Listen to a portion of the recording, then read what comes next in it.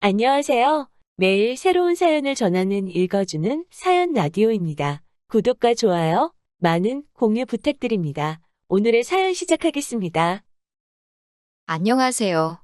지방 중소도시에서 제 가게 하고 있는 여자입니다.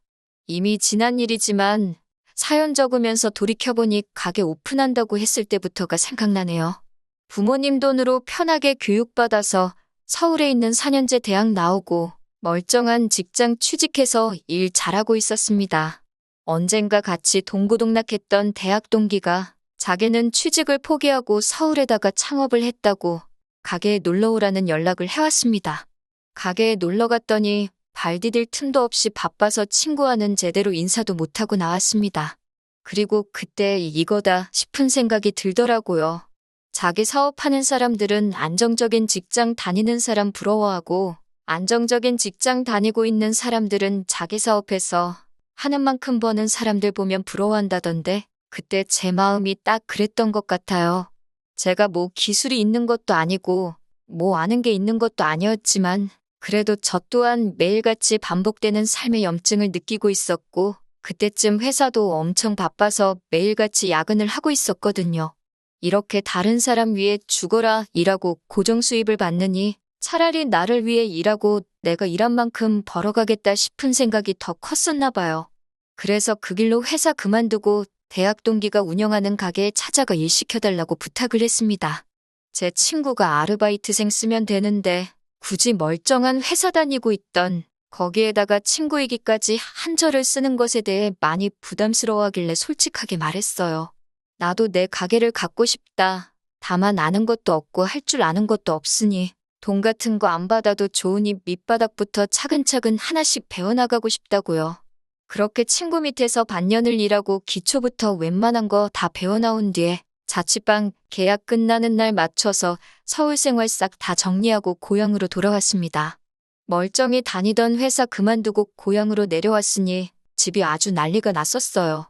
그래도 어머니께서 일부러 적성 안 맞는 일 붙들고 있어봐야 제 인생만 고달퍼진다고 차라리 망해도 젊을 때 망해봐야 나중에 다시 일어나기 편하다고 하시면서 제 결정을 응원해 주셨습니다. 그리고 어머니가 그동안 동네에 돌아다니면서 봐둔 곳이 있는데 그 자리에 가게 열면 대박이 날 것 같다고 해서 창업을 하게 되었습니다.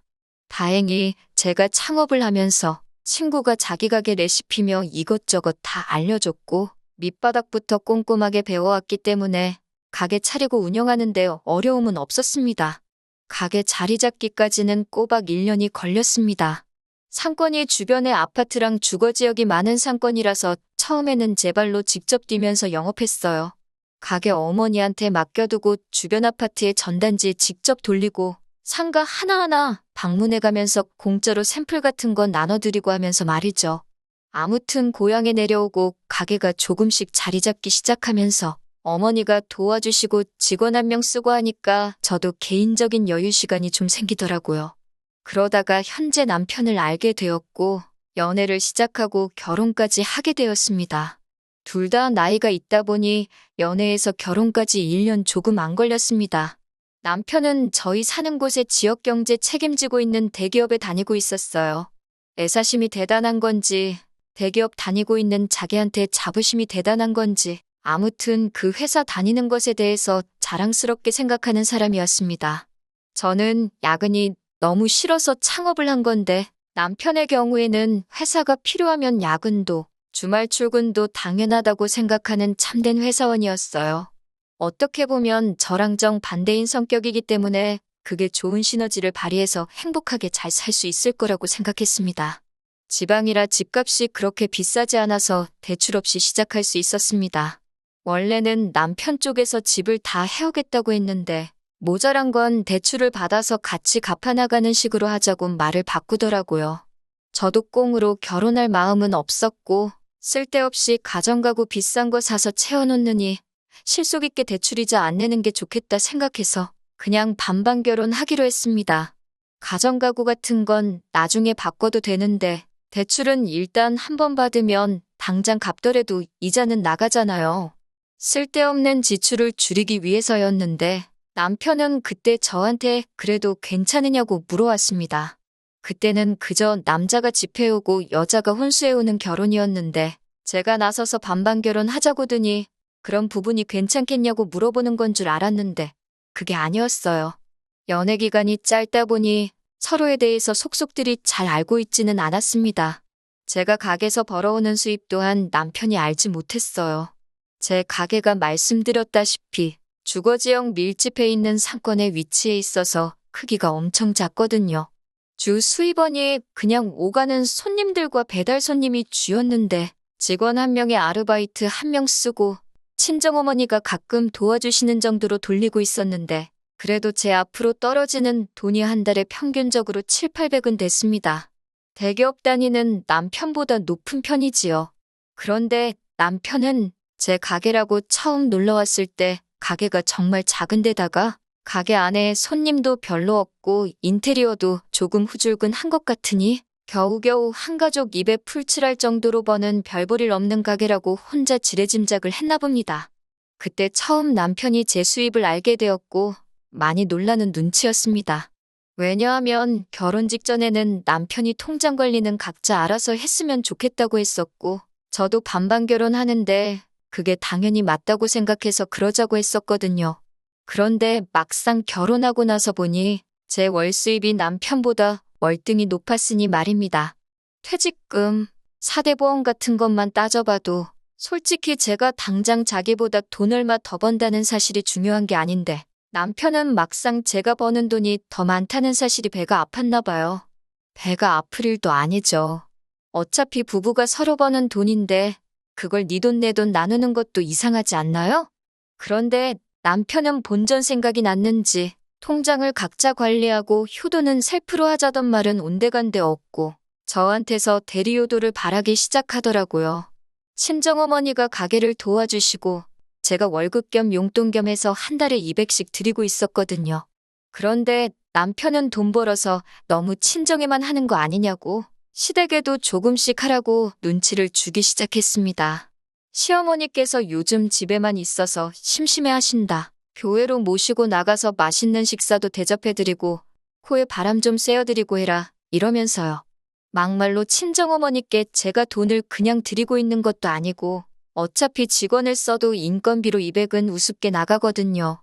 저 대신 가게 봐주고 일해주시는 거 생각하면 사실 200도 가족이라는 이유로 너무 조금 드리고 있는 거나 마찬가지였어요. 대리효도는 하지 말자더니 자기 돈으로는 시어머니한테 200은 커녕 100도 드리기 힘들고 저한테 대놓고 돈으로 드리라고는 말을 못하겠으니 차라리 저보고 나들이도 같이 다니고 맛있는 것도 가끔씩 사드리고 하라고 저한테 시댁에 용돈을 주라는 말을 저리하는가 싶었습니다. 당연히 남편의 말에 말 같지도 않은 소리는 하지를 말라고 거절했지요. 아무튼 그 이후에 시어머니가 부르셔서 가게 친정어머니한테 맡겨놓고 시간 내서 방문을 했습니다. 그런데 시어머니가 걱정이 많다는 얼굴로 신우 이야기를 꺼내더라고요.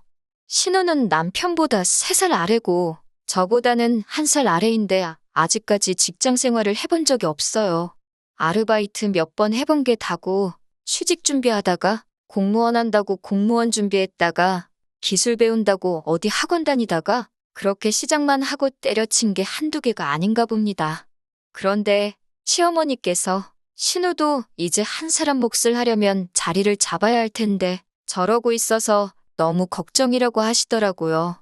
저게 다 주변에서 신우를 끌어주는 사람이 없어서 신우가 자리를 못 잡고 있다고 하시는데 솔직히 그게 정신 못 차리고 있는 신우 잘못이지 주변에 끌어주는 사람이 없는 게 문제가 아니었거든요. 뭔 부탁을 하시려고 저렇게 장황하게 이야기를 꺼내시나 했더니 결국 제가 그 끌어주는 사람이 되어주었으면 하는 거예요. 다행히 신우가 저랑 또래이기도 하고 저를 언니처럼 잘 따르고 있으니 얼마나 좋냐면서 제가 열심히 살고 있는 모습을 보면 신우도 정신을 차리지 않겠냐면서 저한테 신우를 부탁한다는 거예요. 솔직히 부담스러워서 거절했는데 시어머니께서 가족이라고 생각 안 해도 된다고 최저시급을 줘도 되니 일단 정신만 차리게 만들어달라고 계속해서 부탁을 하시는데 남편 생각하면 싫다고 왜 신우 인생을 나한테 맡기냐고 한마디 하고 싶었지만 당시 시어머니나 신우는 저한테 잘못한 것도 따로 없었고 너무 간곡하게 부탁을 해오셨기에 거절할 수가 없었습니다. 마침 당시에 친정어머니께서 건강도 안 좋으시고 가게 나오는 걸로 돈 받아가시는 것 때문에 남편하고 신랑이 하는 것도 많이 짜증나 있던 상황이었거든요. 또 한편으로는 어차피 신우 성격에 한 달도 못 버티고 나갈 거라고 생각했고 신우가 같은 일 하다 버티다 못해 도망을 갈 정도인데 우리 엄마 그 정도 돈 못 드리겠냐고 한 방 먹여주려는 생각에 결국 신우를 저희 가게에 출근시키기로 했어요. 그런데 신우가 정신을 차린 건지 열심히 일을 하더라고요. 사회생활 경력도 없고 아르바이트도 하는 둥 마는 둥 했다는데 제가 생각했던 것보다 열심히 하는 모습을 보니 제가 잘못 생각했었나 싶었어요.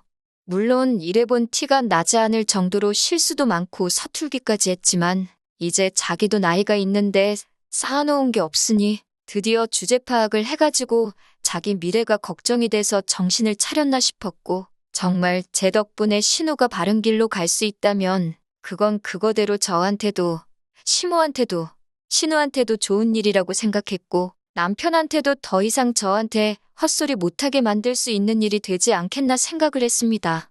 신우가 생각보다 너무 잘 따라와주고 저랑 또래라서 말도 잘 통하니 한동안은 둘이서 같이 해도 되겠다는 생각이 들었어요. 시어머니 말대로 최저시급 주고 있던 돈도 경력 있는 직원들 주는 만큼으로 올려주고 가게에서 신우의 비중을 대폭 늘려줬습니다. 그 덕에 신우가 주인의식까지 생긴 건지 그때부터 가게 포스기 만지작거리면서 가게 매출을 하루에도 수십 번씩 확인하기 시작했습니다. 어제보다 매출이 좋네, 지난주보다 좋네, 저번 달보다 좋네 하면서 많이 노력하는 것 같아서 보기 좋았고 같이 일하길 잘했다는 생각이 들었어요.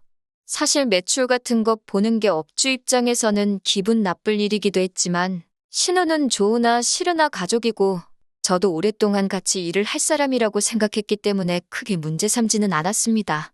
신우도 일이 완전히 익숙해지고 혼자서 가게 맡겨놓을 만큼 되었는데 그렇게 일을 힘들게 배워놓고서는 신우가 다시 공무원 시험 준비를 해야겠다며 가게를 그만두겠다고 하더라고요. 여러 가지 계획을 세우고 있었는데 일 다 가르쳐 놓으니 일을 그만둔다니 솔직히 많이 아쉽긴 했습니다.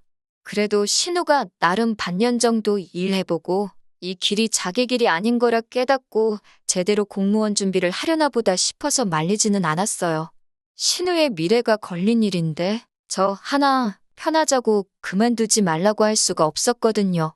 그렇게 다시 친정어머니께서 가게를 나오시게 되었고 다행히 남편도 그 이후로는 시모에게 용돈을 주라는 말도 안 되는 헛소리는 안 하더라고요. 그런데 몇 개월 뒤에 길 건너에 있는 상가 공실에 제가 하는 가게와 비슷한 유명한 체인점 가게가 하나 들어온다는 소식을 듣게 되었습니다. 그런데 더 놀라운 사실을 알게 되었습니다. 공무원 준비를 다시 시작해본다던 신우와 정신 못 차린 신우를 부탁한다던 시모가 바로 길 건너 가게를 차린 장본인이었다는 거죠. 정말 뒤통수를 세게 얻어맞은 것처럼 뒤통수가 얼얼했습니다. 개차반이던 신우가 정신 차렸다 싶을 정도로 열심히 일을 한 이유가 뭔지 알겠더라고요. 매출이 얼마나 되는지, 돈은 얼마나 남는지 그거 계산하고 있었던 거예요.